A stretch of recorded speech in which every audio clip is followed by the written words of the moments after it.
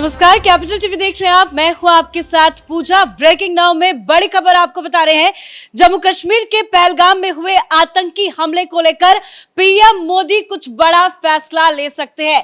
PM Modi ने अपने Saudi अरब के दौरे को बीच में ही रोककर दौरे को छोटा करके वो फौरन सबसे पहले भारत लौटे और भारत लौटते ही उन्होंने सबसे पहले एक आपात मीटिंग बुलाई और आज शाम को 6 बजे सीसीएस की एक बड़ी बैठक रखी गई है और बताया यह जा रहा है कि इस बैठक में पीएम मोदी कुछ बड़ा फैसला ले सकते हैं। अमित शाह फिलहाल जम्मू कश्मीर में ही है। आज उन्होंने पहलगाम में जाकर जहां पे आतंकी हमला हुआ उस जगह का उन्होंने दौरा किया, अस्पताल भी गए जहां पे मृतक के परिजनों से मुलाकात की और उसके बाद वो शाम को दिल्ली लौटेंगे और वो भी इस बैठक में शामिल होंगे। रिपोर्ट तैयार की जा रही है और रिपोर्ट तैयार होते ही कुछ बड़ा आदेश पीएम मोदी की तरफ से दे दिया जा सकता है।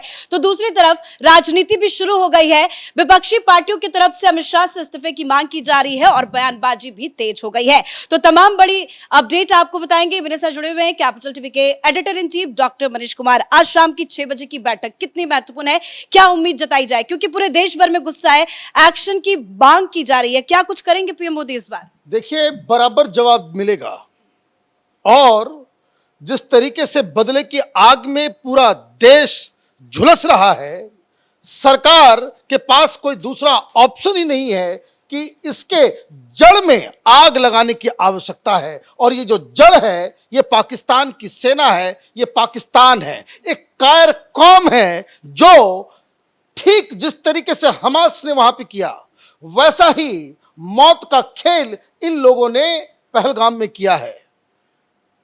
छोटे छोटे बच्चों को आप निशाने पे ले रहे हो, उनके सामने उनके पिता की हत्या कर रहे हो, कपड़े खोल के जांच किया जा रहा है कि हिंदू है कि मुसलमान है।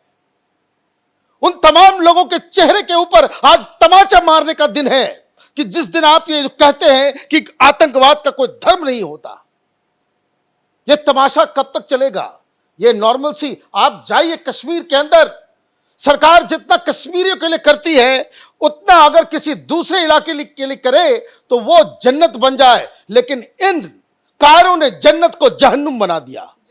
ये जो काम हुआ है इसका ये लक्ष्मण रेखा इस पाकिस्तानियों ने वो तोड़ा है। इस लक्ष्मण रेखा को तोड़ने का जवाब सिविलियंस को आप इस तरह से, और देखिए देश में दलाल पत्रकारों का गैंग, उसको भी गलत, ये लायर वायर, इन लोगों के ऊपर तो कार्रवाई अलग से होनी चाहिए, उसको डिफेंड करने में लगा हुआ है। पूरी दुनिया में जो लेफ्ट लिबरल कबाल, ये कांग्रेसी जो दलाल मीडिया है वो चीजों को घुमा रहा है। वो कह रहा भाई इस्तीफा, भाई लड़ाई का समय है ये, इट्स ए डिक्लेयर्ड वॉर। घर के अंदर घुस करके कौन लोग थे, कहां से आए, ये सारी चीजें अब जानकारी मिल रही है। 4 लोग जो वहां मौजूद थे, 2 पाकिस्तानी हैं उसमें और 2 लोकल हैं। कुल मिलाकर के बताया जा रहा है कि 10 लोगों की टीम थी।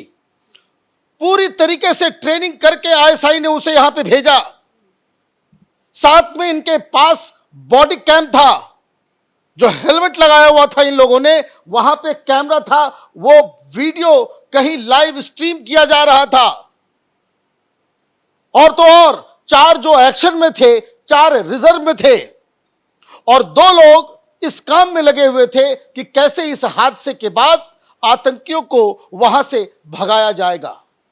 आपने चुना उस जगह को, जब बताइए, लोग कह रहे हैं कि भाई सोच समझ के एक्शन लेना चाहिए। सबसे ज्यादा चिंता की बात यही है क्योंकि अब तक इस तरह के जो भी हमले होते थे तो वो बॉर्डर्स पे होते थे या सीधी लड़ाई सेना के साथ होती थी, लेकिन अब टूरिस्टों को निशाना बनाया जा रहा है। ये तो एक चिंता का विषय बन गया है। देखिए, इसका टाइमिंग समझिए। टेररिज्म जो होता है ये इस्लामिक जिहाद है, इस्लामिक टेररिज्म है। और जो टेररिज्म बाय इटसेल्फ उनकी अपनी रणनीति होती है, टेक्निकली भी, स्ट्रेटजिकली भी। उसकी जगह, उसका टाइम, जगह इसलिए ये चुना गया क्योंकि कुछ दिन के बाद अमरनाथ की यात्रा वहां से निकलेगी और ज्यादातर लोग पहलगाम के रास्ते ही अमरनाथ की यात्रा पे जाते हैं। रजिस्ट्रेशन शुरू हो गया तो ये अगर सरकार ये कहेगी कि भाई यहाँ पे नॉर्मल हो गया है, नॉर्मल हो गया और इतने लाखों लोग जो है अमरनाथ की यात्रा में गए, तो ये लगेगा कि भाई सब कुछ नॉर्मल हो गया। तो इसलिए ये जगह चुना गया। तारीख क्यों आज चूज किया गया कल का? वो इसलिए चूज किया गया क्योंकि प्रधानमंत्री मोदी सऊदी अरब में थे। ये सऊदी अरब को भी बाकायदा पाकिस्तान ने इशारा किया, रिश्ते खराब हो गए सऊदी अरब से, तो वो कि भाई दोस्ती करो, यहां आप जो इस तरह की बातें करते हो हम इसका ये इलाज करेंगे। दूसरी चीज जो ज्यादा इंपॉर्टेंट है कि अमेरिका के वाइस प्रेसिडेंट वो हिंदुस्तान में हैं और आपने इस दौरान ये काम किया। जैसे कैसे पिछली बार ये शाहीन बाग आंदोलन के समय ये उमर वो क्या कह रहा था कि जो दंगे भड़के दिल्ली के अंदर में कि अमेरिका का प्रेसिडेंट आ रहा है, इसी समय कुछ ऐसा बवाल करना है कि पूरी दुनिया में ये खबर चली जाए। और पूरी दुनिया में आप देखिए कि पूरा नेशनल इंटरनेशनल मीडिया में उसको कवर किया जा रहा है। राष्ट्रपति पुतिन का बयान आ गया, ट्रंप साहब का बयान आ गया, फ्रांस का बयान आ गया, इटली का बयान आ गया। सारी दुनिया भारत के साथ है और सारे लोग कह रहे हैं कि इसका जवाब देना पड़ेगा, देना चाहिए। तो ये तो गलत समय पे आपने टाइमिंग, सब कुछ तो ठीक है, लेकिन एक टाइमिंग गलती कर दी आपने। आपको समझ में नहीं आया कि आप इस तरह के लक्ष्मण रेखा क्रॉस करोगे तो ये सरकार तो चुप बैठेगी नहीं। शाम में सीएसएस की बैठक है, ये कैबिनेट कमेटी ऑन सिक्योरिटी, इसमें 4 लोग होते हैं, प्रधानमंत्री, रक्षा मंत्री, विदेश मंत्री और वित्त मंत्री। ये चारों लोग डिसाइड करेंगे भाई क्या होना है। लेकिन अभी फिलहाल खबर आ रही है कि रक्षा मंत्री लगातार बैठक कर रहे हैं, 2.5 घंटा बीत गया है, लगातार बैठक जो है वो अभी तक 2.5 घंटे बैठक किसके साथ? Army chief, navy chief, air force के चीफ के साथ 2.5 घंटे बैठक चल रही है। इसका मतलब साफ है कि हिंदुस्तान ऑप्शंस देख रहा है कि पाकिस्तान को कैसे। भाई आप देखिए, बात बहुत ही सिंपल है। ये कौम, ये कार कौम है, इसका जवाब इसको, ये लातों के भूत हैं, इनको जब तक आप दर्द नहीं दोगे, ये आर्मी, पाकिस्तान की आर्मी की बॉडीज जब तक पाकिस्तान की सड़कों पर नजर नहीं आएगी तब तक ये सुधरने वाले नहीं हैं। मरता कौन है? मरते हिंदुस्तान की सेना, मरता कौन है? हिंदुस्तान के लोग। और हिंदुस्तान अगर कोई कार्रवाई भी करता है तो वहां टेररिस्ट मारे जाते हैं। मारने की आवश्यकता है पाकिस्तान की आर्मी को। जब तक आप आर्मी का हिसाब किताब नहीं करोगे तब तक ये नासूर बनकर के आपको पेन देगा। चिंता का विषय ये है कि जो 2 आतंकी बताए जा रहे थे वो स्थानीय आतंकी, उसको लेकर सवाल खड़े हो रहे हैं। और दूसरी बात ये है कि पाकिस्तान का बयान आया, वो ये कह रहा है कि भाई हमारा इस पूरे आतंकवादी घटना से हमारा कोई लेना देना नहीं है, हम इसमें इन्वॉल्व नहीं है। भाई आप तो हर बार कहते हो यही, ये मैंने कहा ना, ये कार कौम है। ये लोग तो वैसे ही किस घटिया मनोवृत्ति के लोग हैं ये सब। जब कारगिल हुआ था इन लोगों ने अपने सैनिकों के बॉडी को ले जाने से मना कर दिया। ये इस तरह के कायर लोग हैं। उस समय कह दिया कि भाई हम लोग नहीं है, हम तो, हमारी सेना नहीं है, कुछ नहीं। बाद में सारी चीजें जो है खुल के आई सब। तो आप ये समझिए कि ये लोग, ये जो पाकिस्तान के ये कायर भ्रष्ट और बहुत ही निम्न स्तर के लोग हैं, इनकी तो कोई बात ही नहीं है। लेकिन हिंदुस्तान भाई क्या करना है पाकिस्तान का उससे मतलब नहीं है। ये जब आप देखिए, इन जो होता है कि सड़क छाप गुंडे होते हैं, जिनकी पिटाई होती है, वो घर में बैठा रहता है चुपचाप। ये पाकिस्तान की आर्मी की पिटाई की जो जरूरत है। एक आपको देखिए, लोग आप करते रहे, आप 2 साल 3 साल 4 साल, एक घटना हो गई, भाई हिम्मत तो पड़ जाती है ना उनकी।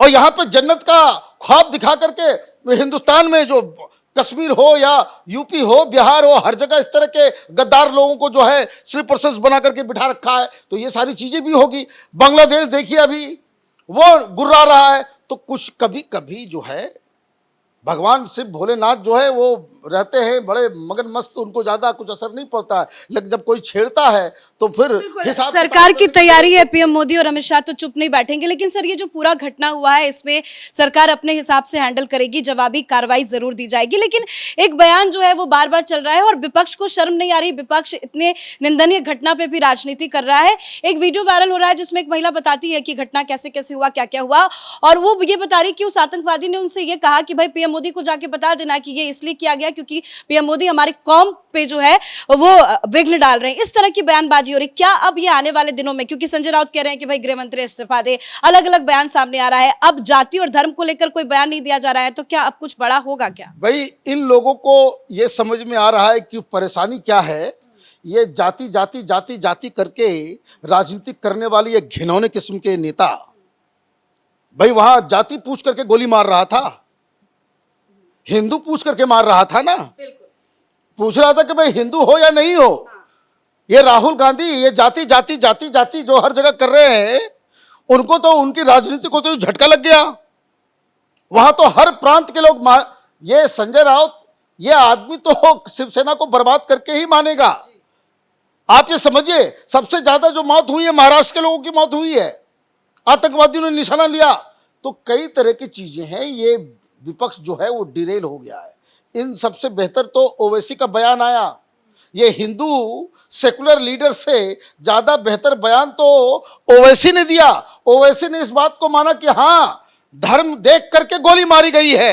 ये बात बोलने में कांग्रेस पार्टी हो, चाहे ये शिवसेना हो, ये अखिलेश यादव हो, केजरीवाल देखिए सुटका हुआ है कहाँ पता नहीं, ये सारे लोग ये बोल नहीं पाएंगे। तो ये देखिए, मुझे लग रहा है कि रॉन्ग नंबर डायल हो गया है। जिस तरीके से हमास ने इजराइल में कांड किया था, उसकी ये पुनरावृत्ति है। उसी तरह का एक ऑपरेशन इन लोगों ने किया, लोगों को मारा है। तो जो रिस्पांस इजराइल का था, वैसा ही रिस्पांस हिंदुस्तान की तरफ से दिया जाएगा। इसके अलावा सरकार के पास कोई दूसरा ऑप्शन नहीं है। धन्यवाद सर अपडेट के लिए। और एक बात को लेकर तो निश्चिंत रहिए, आज नहीं तो कल पीएम मोदी मुंहतोड़ जवाब देंगे, क्योंकि इस आतंकी हमले को लेकर पूरे देश भर में लोगों के अंदर भारी गुस्सा है और आतंकवादियों के खिलाफ सख्त से सख्त और कड़ी से कड़ी कार्रवाई की मांग की जा रही है। और इसकी तैयारी भी सरकार जरूर कर रही होगी। लगातार सुबह से ही मीटिंग्स चल रही है। पीएम मोदी कल से लगातार बैठक कर रहे हैं, पूरी डिटेल्स रिपोर्ट ले रहे हैं। अमित शाह खुद जम्मू कश्मीर में मौजूद हैं, वो शाम को लौटेंगे। उसके बाद सीसीएस की एक बड़ी बैठक होगी और बैठक के बाद कुछ बड़ा फैसला जरूर लिया जा सकता है। और सेना भी आतंकियों की तलाश में जुट गई है। इस बड़ी खबर में मेरे साथ फिलहाल इतना ही। कैमरा पर्सन रवि के साथ मैं पूजा, कैपिटल टीवी।